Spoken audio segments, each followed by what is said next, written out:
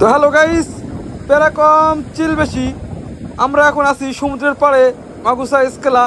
তো আসলে ভাই সৌন্দর্যটা অনেক বেশি। তো আসলে এটা আমাদের বাংলাদেশের মতো একটা কক্সবাজারের মতো একটা স্যান্ড বিচ বলতে একটা বালুময় বিচ আর কি। তো আসলে দৃশ্যটা অনেক সুন্দর।